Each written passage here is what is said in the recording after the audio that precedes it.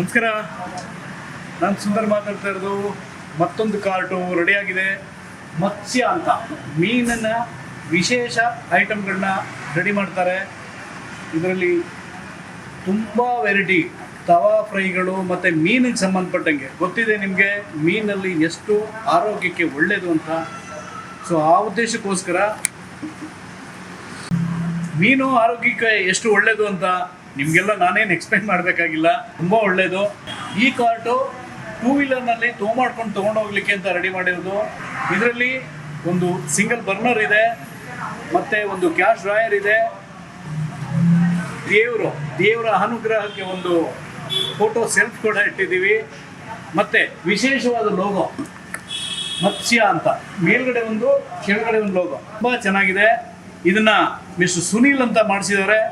ಸುನೀಲ್ ಅಂದರೆ ಬರೀ ಕಾರ್ಟ್ ಮಾಡೋರಲ್ಲ, ಅವರು ಕಿರುತೆರೆ ಕಲಾವಿದರು, ರಂಗಭೂಮಿ ಕಲಾವಿದರು, ಮುಂದೆ ಸಿನಿಮಾದಲ್ಲಿ ಅವಕಾಶಕ್ಕಾಗಿ ಹಾತೊರಿತಿದ್ದಾರೆ. ತುಂಬ ಟ್ಯಾಲೆಂಟ್ ಇರೋ ಹುಡುಗ ಸುನೀಲ್. ಸರ್ ಒಳ್ಳೆಯದಾಗಲಿ.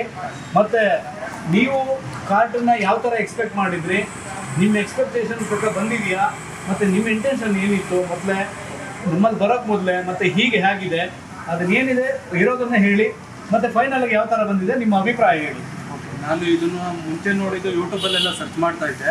ಬೇರೆ ಕಡೆ ಆಲ್ಮೋಸ್ಟ್ ಕಂಪೇರ್ ಮಾಡಿದೆ. ಇಷ್ಟು ರೀಸನಬಲ್ ಪ್ರೈಸಿಗೆ ಯಾರೂ ಹೇಳಿರಲಿಲ್ಲ. ಇಲ್ಲಿ ಸುಂದರ್ ಸರ್ ಬಂದು ಮೀಟ್ ಮಾಡಿದಾಗ ಅವ್ರು ಮಾತಾಡೋದಾಗಿರ್ಬೋದು, ಕಸ್ಟಮರ್ ಹತ್ರ ಯಾವ ಥರ ಮಾತಾಡಬೇಕು ಅನ್ನೋದನ್ನು ಅವರಿಂದ ನೋಡಿ ಕಲಿಬೇಕು ಅಂತಲೇ ಹೇಳ್ಬೋದು. ಅಷ್ಟು ಫ್ರೆಂಡ್ಲಿಯಾಗಿ ಮಾತಾಡ್ತಾರೆ. ನಾವು ಇದು ಲೊಕೇಶನ್ ಬಂದುಬಿಟ್ಟು ನಂದಿನಿ ಲೇಔಟ್, ಕೂಲಿನಗರ ಬ್ರಿಡ್ಜ್ ಹತ್ರ ಲೊಕೇಟ್ ಆಗುತ್ತೆ.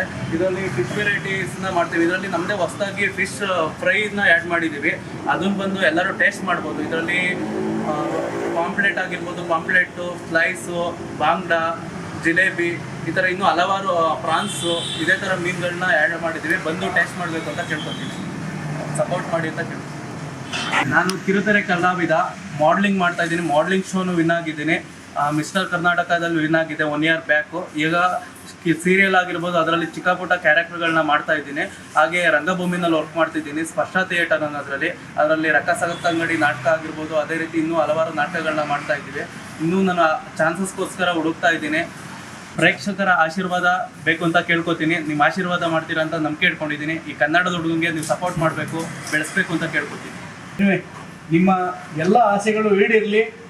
ಪ್ರೇಕ್ಷಕ ಮಹಾಪ್ರಭುಗಳು ನಿಮ್ಮನ್ನು ನೋಡಿ ಯಾರು ಗುರುತಿಡಿದು ರೆಕಗ್ನೈಸ್ ಮಾಡಿ ನಿಮಗೆ ಒಳ್ಳೆ ಅವಕಾಶ ಕೊಡ್ತಾರೆ.